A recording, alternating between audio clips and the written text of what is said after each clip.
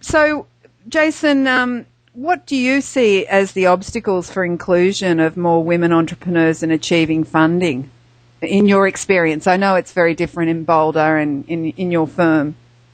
Well, I think the point you made is, for us, I don't think there's any obstacle except for being able to go online and figure out what my email address is, which is right online, and sending me a business plan. Yes. I do think there is still some old boy legacy network in the VC world.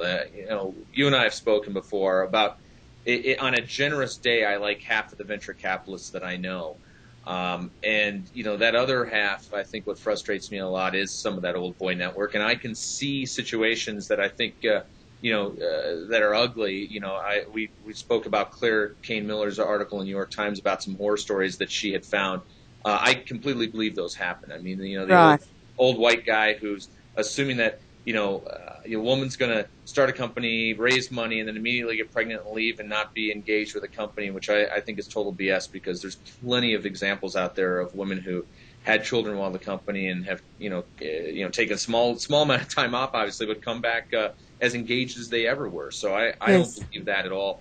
But I think there's going to be some perception there. I think there could be, the other thing that I've noticed is it's not just against women, it's against sort of the younger class. I think there's a lot of the old boy network who are uncomfortable dealing with 20-something entrepreneurs or first-time entrepreneurs. It's not just women. It could be different races, different cultures. Right. To sit around and think that you can just fund, 40, 50-year-old white guys, I think that's a stupid business model, and you're doomed to fail as a venture capitalist. Yes, and Randy Commissar just mentioned to me that he didn't feel that the VCs were, the whole VC system was arcane and mystical, but in a way that for us entrepreneurs, and particularly obviously in Europe because we're even further outside the box, there does get that feeling like, VCs are behind some sort of veil or something, and obviously part of my mission in doing these interviews is to humanize VCs. Good luck with that. And actually, I'm having a ball because I'm meeting some fantastic people. But there is that sort of experience for entrepreneurs often that, there's some sort of wall there and you've got to get through it. And, and obviously for women, it seems to be even more challenging. So really what I'm hearing from you is that you don't see any extras. Sorry about my phone ringing there in the back.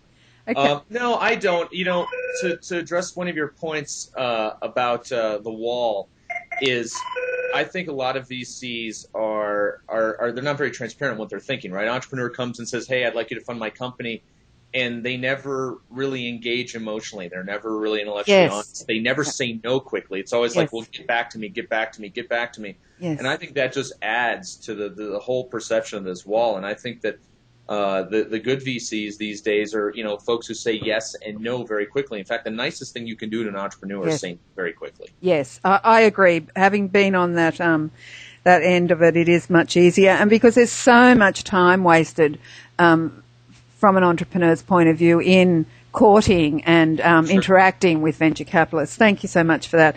Do you find that the differences for women mean that you have to hold a different awareness or measures when it comes to women startups? Do you think that the effort of being aware of women entrepreneurs' different strengths and weaknesses make it more of a challenge for some venture capitalists to investigate women startups?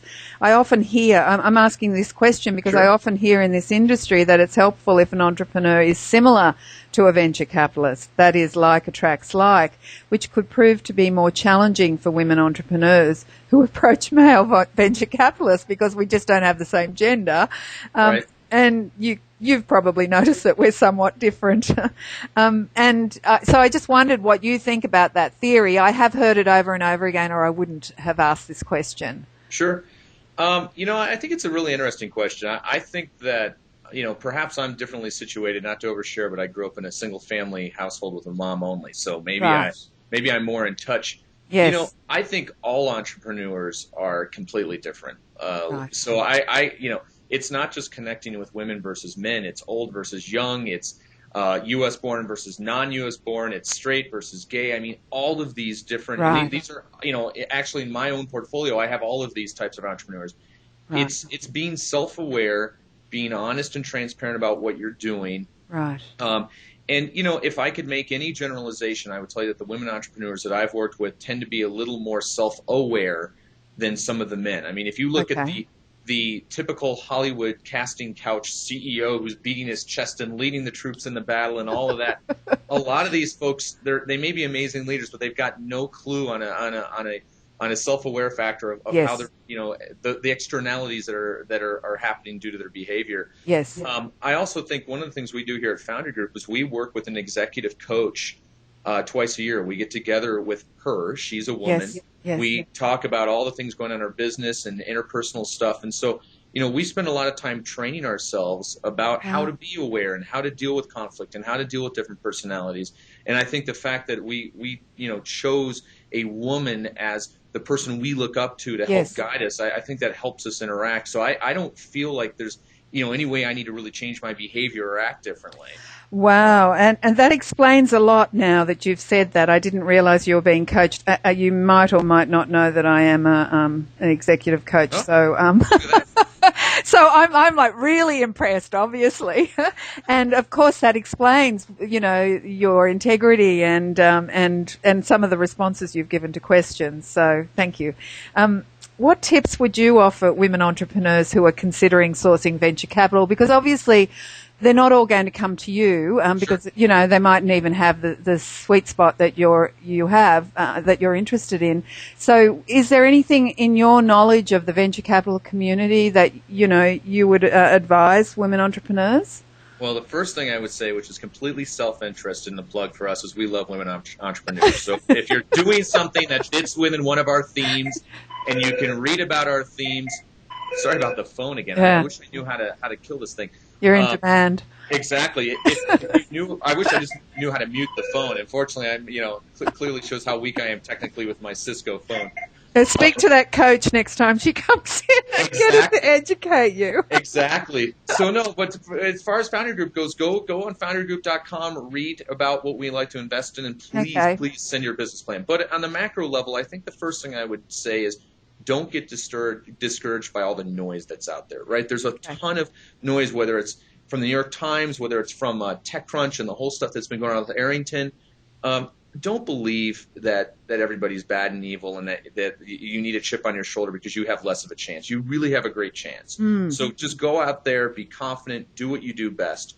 I think, the second thing is I think we need more women engineers. And I think one of the advantages that some men have is when somebody's walking into a pitch and we only invest in technology and that founder is a technical person, you're by definition going to have a little more confidence that technical person's going to be able to deliver on what they say they can. Yes. It's a little more tenuous if I've got two non-technical co-founders saying, hey, we're going to build this. Yes. And so I think one of the things, obviously it's too late for a lot of people, but if you're watching this and you're trying to decide what you want to do when you grow up, I think an engineering degree is a huge advantage. Yes, I agree. I actually really regret it. I got a scholarship to learn maths at Sydney Uni, and I turned it down when I was young. So I really regret it now that I'm been involved in technology. I would love to actually be a technical person. Also, just recently, I just posted yesterday an interview with Penny Herscher, who's the CEO of First Rain, and she said exactly what you're saying about that it's really important to have women in as technical people. But she also mentioned that it's helpful for women to have gravitas when dealing with venture capitalists, because she said she found that if she didn't take herself seriously, that it was useless trying to approach the VCs, and that she would have less success usually in those instances. You'd agree with that, obviously.